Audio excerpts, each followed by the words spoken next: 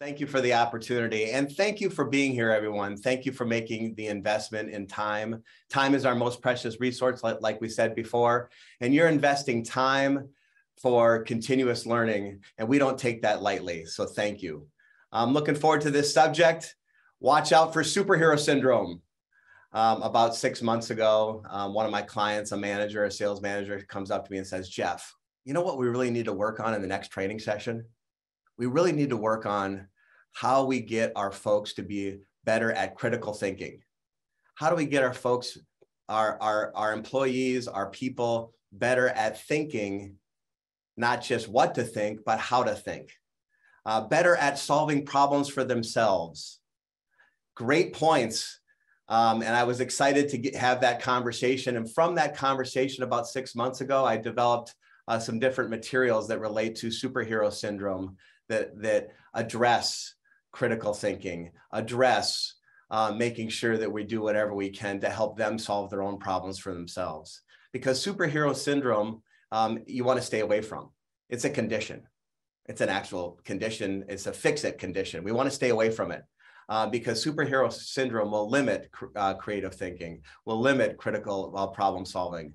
It'll limit all of those things that I mentioned. Because what it is when someone brings a problem to us, we solve it right away. We give them the answer. We put on our cape, our superhero cape. Superhero cape comes on and we say, we know, we have the answer.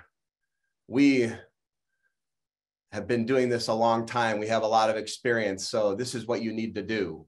And we tell them what to do instead of ask them questions to get them to discover their own path. And we think of ourselves as a problem solver, as a manager, instead of helping others grow and problem solve for themselves. So that's what superhero syndrome is. Stay away from it, please. Okay. So what we're going to do is we're going to talk about today in 3 areas. The talk is in 3 different buckets. There's the awareness bucket. First of all, why? Why do people put on the cape? Why do they become a superhero and feel like they need to give everyone answers and solve everyone's problems? Why do we have that fix-it mentality? That's awareness. Okay, we're going to talk through that. After we talk about the why it's happening, we're going to talk about what to do. So the actions we can take as leaders, as managers, as coaches, what we can do even as mentors to help others grow. And then we're going to talk about how, the approach, how you can have those conversations, those coaching conversations, so they're meaningful conversations. Barry talked earlier about the importance of coaching, and we're going to talk through an acronym, a coaching acronym that's going to be simple for you to remember to make sure you have those valuable, meaningful conversations in the right way. So that's the approach, the how. But ultimately, what we're trying to do is fulfill our purpose as a manager, fulfill our purpose as a leader, and that's to help others achieve their goals, their personal and professional goals. Our goal is simple. It's to help them reach theirs. Right? Another way of thinking about it, that our purpose is to help others achieve their highest potential, help others do their very best work. And that's going to help them in their career, and it's going to help the organization, of course. Okay, let's start off. Awareness. Why? Why do we do this? We need to look in the mirror. It starts with us. A lot of times when I'm talking with managers in training sessions, we have leadership programs and sales management training programs and so forth. As I'm talking with them, I hear the word they a lot. They're not doing this. They're not accountable. They don't get it. They're complacent. They, talking about their people, talking about the employees, talking about people that report to them. Now, I know people are not trying to be critical, but they're getting frustrated with what they're getting from their employees instead of actually appreciating the employee's position. Instead of us talking about they today, that was a rhyme that was unintended. Instead of us talking about they, let's talk about us. Let's look in the mirror. Okay, so what happens on an airplane when the oxygen goes down, when the compartment loses pressure, when there's emergency happening, what happens in an airplane? The oxygen mask comes down, right? All these oxygen masks from the ceiling come down. What do they say? First thing we need to do is put the oxygen mask on ourselves. Once we manage ourselves, once we take care of ourselves, then we can help others and then put the oxygen mask on others. That's what we want to talk about right now. So why do we do this? It's human nature. Amy just mentioned this. It's human nature to jump in and fix things. We have a problem-solving habit. We get rewarded by how quickly we can solve problems. Well, that's okay if you're an individual contributor and you're solving a problem right then and there in front of you, but it's not okay if you're trying to develop others to solve their own problems for themselves. So instead of solving problems for others, we need to get them to solve their own problems for themselves. And we need to resist the problem-solving habit. And it's human nature to want to jump in and help. It's human nature to, to rescue someone. That's why we have helicopter parents, by the way.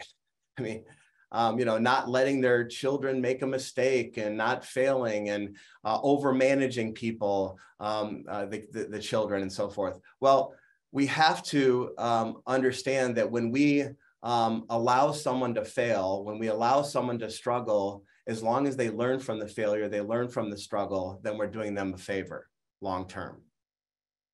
And so, but it's human nature to not let that train wreck happen right in front of you. You want to step in and help that person.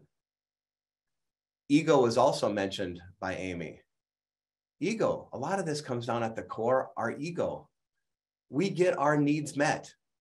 We get our needs met as a leader, as a manager, as a coach, as a mentor. We get our needs met when we're the expert, when we tell someone what to do, when we give advice. It makes us feel good, but it doesn't always do good.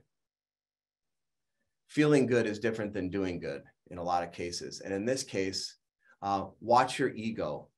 Are you really helping this person to satisfy yourself? Or, are you really giving the answer to this person, telling this person what to do, telling them how to solve the problem for yourself, to make yourself feel good? Or are you doing it because it's necessary and absolutely urgent to be taken care of right now? Or could you do a longer approach that really develops that person through questions, which we'll get to in a minute, so they can discover how to critically think themselves? Ask for feedback is another piece that we as managers need to really take to heart. The higher you rise in an organization, no matter what the organization, it could be frontline management, mid-level management, upper-level management, then a head of departments and so forth, C-suite. The higher you rise in an organization, the less feedback you get, and the more filtered feedback you get. It's not real feedback, it's filtered. It's not true, transparent feedback typically in an organization, because people are guarded. They don't want to say the wrong thing to people in the hierarchy, okay? So we need to proactively ask for feedback and be a little vulnerable as a manager, be a little vulnerable as a leader. Ask them, what can I do better for you? What's working in my approach? What's not working? If you were me working with you, how would you best operate? How would you best handle this situation? Ask, it's okay to not have all the answers, and ask them, what they recommend. All right. So that's looking in the mirror here, why it's so alluring to put on that cape. Another piece that I want to emphasize, because it's probably the biggest piece besides ego, is it's more efficient. It's more efficient. It's quick.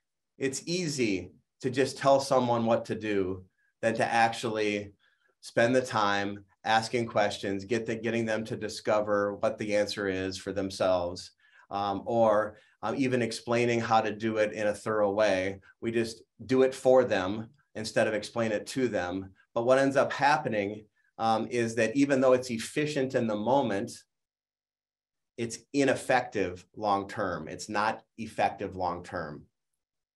So don't trade off the short-term benefit for the long-term benefit. The long-term benefit we need to be looking at, not just what is right in front of us. Unfortunately, we get so busy, we wear so many hats as leaders.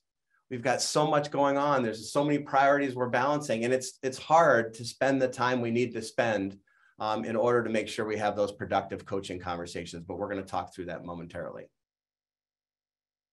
Okay, now let's talk about what actions you can take. What actions you can take. Know your role, first of all, okay?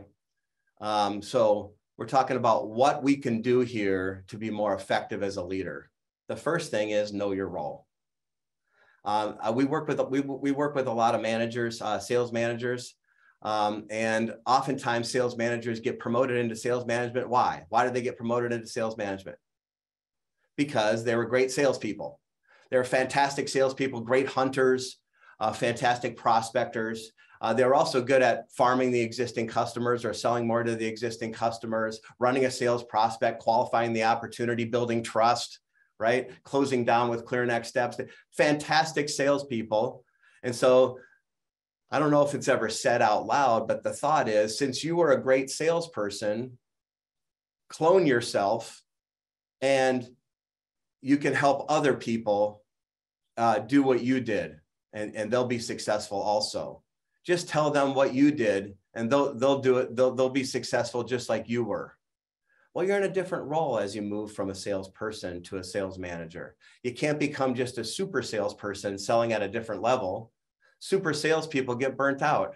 Instead, you have to understand each person's individual strengths, their motivations, their weaknesses, understand how to best adjust your approach to each individual person and really get the most out of them because they're uniquely different from you, right?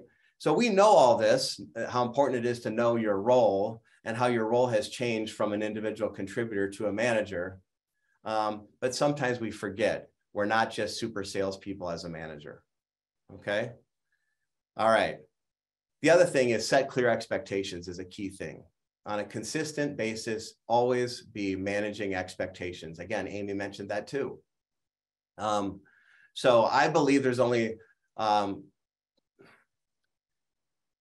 two reasons for disappointment. Disappointment comes from two reasons: inappropriate expectations set or expectations not met. One more time. I believe, and you can argue with me if you want, that disappointment comes from two things: inappropriate expectations set or expectations not met. So much of what we need to do is set and manage expectations, but get agreement on those expectations with others.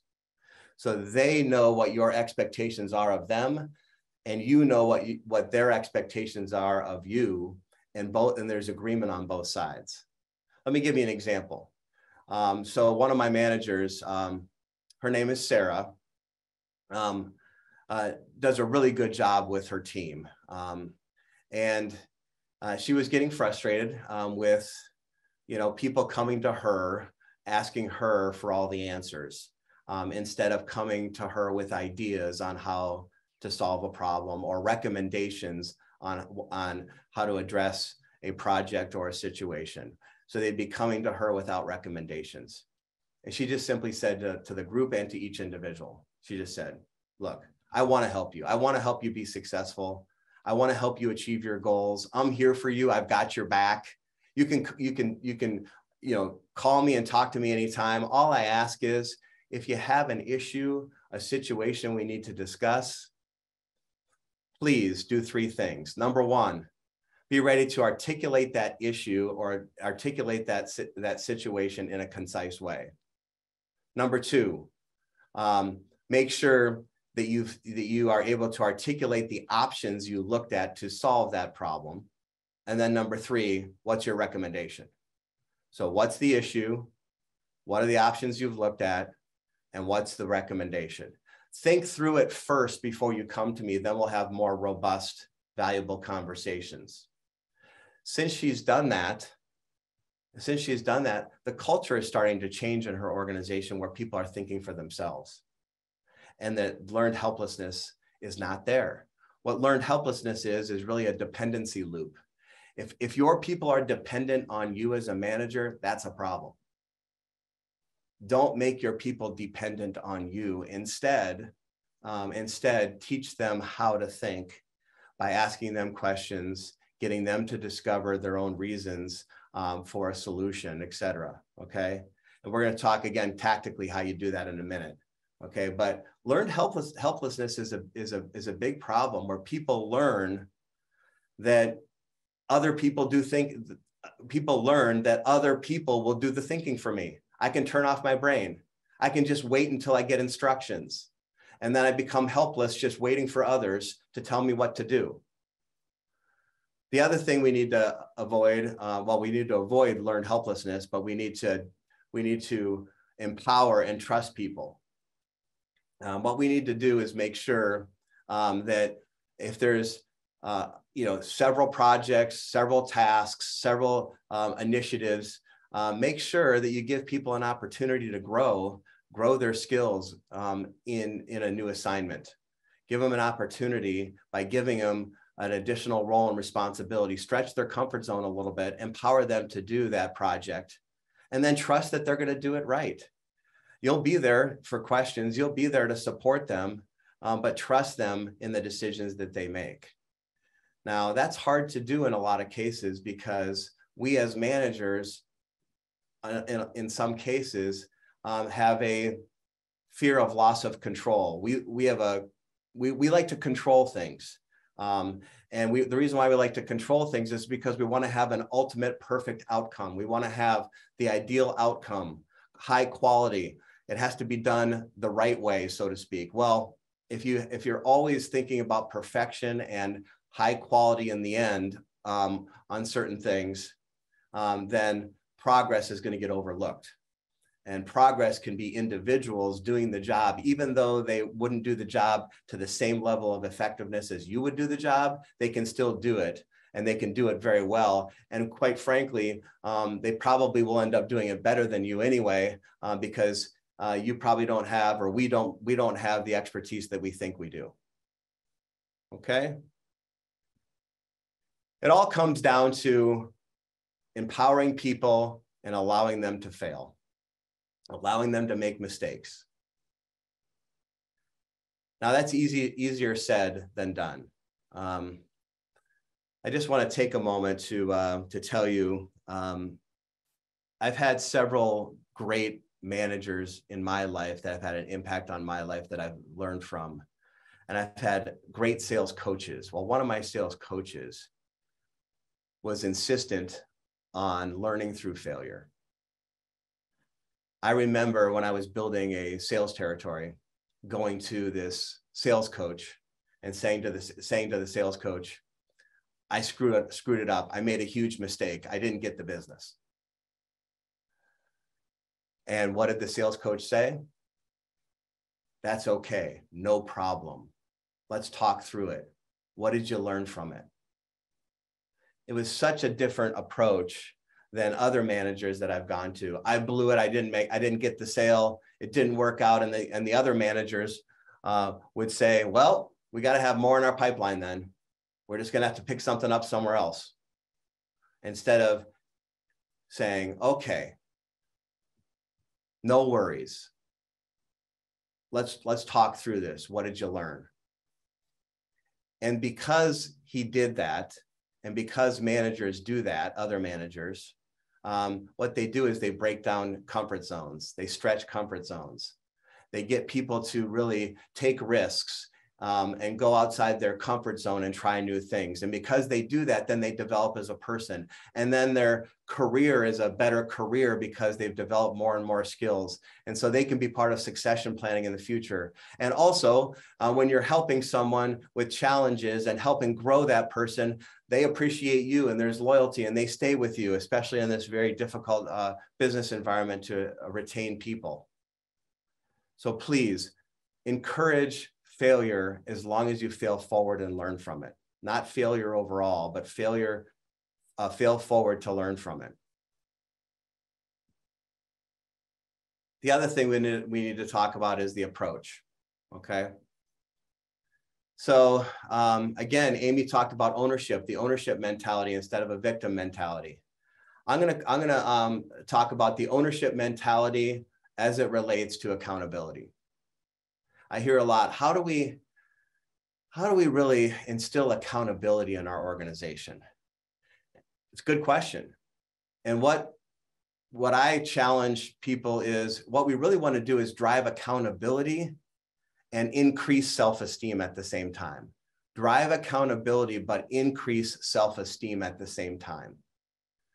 And so a big part of accountability is ownership. Having that ownership mentality. We know what employee mentality looks like. Employee mentality is I clock in at 8 o'clock. I sit back. I get told to do certain tasks. I'm not proactive on finding additional tasks or additional things for me to do. I'm just waiting for instructions. By the end of the day, I clock out, and I'm not real collaborative because all I want to do is do the task in front of me that's been given to me. And again, I don't take on any additional responsibility. That's employee mentality. Now, there can be great employees that have an ownership mentality. You don't need to be an owner to have an ownership mentality. Employees can have a great ownership mentality.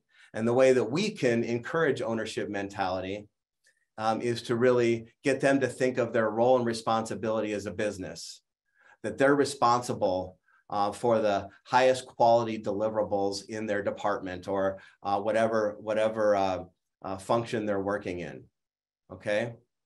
And so one of the best ways in sales to do this as a sales leader is to get a salesperson to develop their own plan and present that plan back to the sales leader. So instead of in the beginning of the year giving a quota to the salesperson or telling the salesperson what the sales plan is, get the salesperson to tell you as the manager, you as the leader, the salesperson tells you what their goals are, what their behavior plan is to achieve those goals, what the plan is. Because they won't argue with what they help create. If they develop their own plan and you ask them for an update on that plan each month, they can't argue with it because it's their plan, not yours. That drives ownership down to their level. I've heard so many times people saying, I feel more accountable. I feel more accountable at my level than the people that report to me. Accountability does not get cascaded all the way down in the organization. It stays at the top. Well, we need to make sure that each person owns their individual responsibility and has a plan for that individual responsibility and get an update on that plan on how they're tracking to it, then they feel like an owner would. Okay. The other thing is our overall approach. Our overall approach is to really make sure that we are leading with questions. Make sure we're truly listening and learning before we recommend. Lead with questions, listen and learn before we recommend. Also, questions, the more questions you ask the other person, the more they self-discover the change that they themselves need to make. So your provocative questions get them to think through their position and change how they're behaving. So we have to make sure we lead with questions and nurture the conversation. Now, when we talk about nurturing the conversation, what we're talking about is watch your tonality, okay? And don't be a critical parent in the approach, but be more of a nurturing parent in the approach. A critical parent would say, why did you do this? How come that's not done? When is that going to get done? That's critical parent. Or you should be doing this, or don't be doing that, right? That's critical parent. Nurturing parent is more the softer tonality. Now, nurturing parent is every bit as strong as a critical parent, and it's every bit as accountable or drives accountability. Nurturing does drive accountability every bit as much as any other technique. And it's really important to nurture conversations so that they feel welcomed in the discussion, okay? And so some ways you can nurture the conversation besides tonality being slowing down, watching your just your overall pace and your overall inflection, and your professionalism and your courteous nature. That's tonality, okay? But there's also asking permission. You can ask permission to bring up a delicate subject before you bring up a delicate subject. That's another way of nurturing the conversation. Or you can ask questions, especially open-ended questions. That gets them involved and gets them engaged in the conversation, and that nurtures the conversation. But it really comes down to listening and learning. And so there's this one of our last slides here. This is an acronym that I like to have you consider in your coaching. First of all, managers have many hats we wear. We wear a supervisor hat. We wear a mentor hat. Sometimes we're a trainer. And we're also a coach, plus a variety of other hats. The most important hat we wear as a frontline manager to help others and to help the organization and drive results, the most important hat is our coaching hat. And the magic is in the one-on-one. Coaching happens in the one-on-one conversation. And be a good doctor. Remember that acronym, DRS, diagnose, recommend, support. It's really simple. Diagnose, recommend, support. First, set the stage for the coaching meeting, the purpose for the meeting, the time frame, the objective of the meeting, the agenda for the meeting, the expected outcome for the meeting. So make sure both parties are on the same page on why you're having the meeting, what we're going to accomplish in this meeting, right? On the front end. But then get into questions and really diagnose the situation to get to the real issue. Just like Dave Mattson said earlier, we got to get to the real problem on why there's a performance issue with this individual if you're in a coaching conversation, or why they're doing so well. What's the root cause of their success? And so once we do that, then we can ask them for their recommendation on how what we should do moving forward. And we can also give our recommendations at the same time, where it's mutual on both sides, giving recommendations on how to solve. And then you support them in the effort to change, okay? The last slide here is around making sure that we diagnose. I'm not going to go through all the questions, but I've got information on a whole bunch of questions you can ask if you want it, okay? But it's important that just like a doctor, and Dave said this already, you go into a doctor's office with a bad back, the doctor's going to ask you a bunch of questions to diagnose the problem and what was the cause of the problem and the root cause of the issue, right?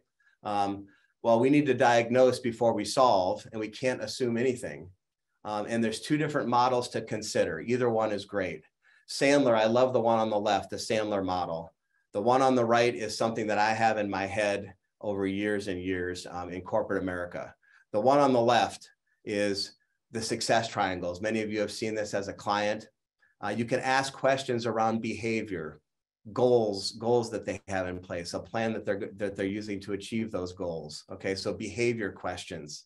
What are they specifically doing? The activities they're doing or not doing each and every day proactively. Attitude, their belief system. Do they really truly believe that what they do makes a difference? Okay, do they believe in the company, believe in the industry, et cetera? So, and then technique, do they know how to do the job? You can ask questions to diagnose where is the issue when you have a performance issue. So if you have a performance issue, like you have a salesperson, you're a sales manager, and you have a salesperson that's not proactively prospecting on a regular basis. Well, let's not assume we know why he's not prospecting on a regular basis. Let's ask about behavior. Let's ask about attitude. Let's ask about technique and do a good diagnosis to know why they aren't prospecting on a regular basis. The other way of thinking of it is the 5 C's. Do they really have the clarity on what's expected? Do they have the capability, the skill to do it? Do they have the conviction? Do they have the belief system and conviction that they make a difference and it makes sense to do the task? Are they complacent? Because it could be they don't get it or they don't want it. They may not want it. They could be complacent, or they could have a capacity issue, which is time. But the point of all of it is make sure you dig, and fully understand before you recommend, and get them to realize the problem at a deeper level, the root cause of the problem. The person you're coaching, will realize it for themselves, and they will own the answer because they realize it for themselves through your questions. So the takeaways from my perspective is explore, don't fix, install ownership, don't take it, and lead, don't do. Don't do their work for them like a superhero would.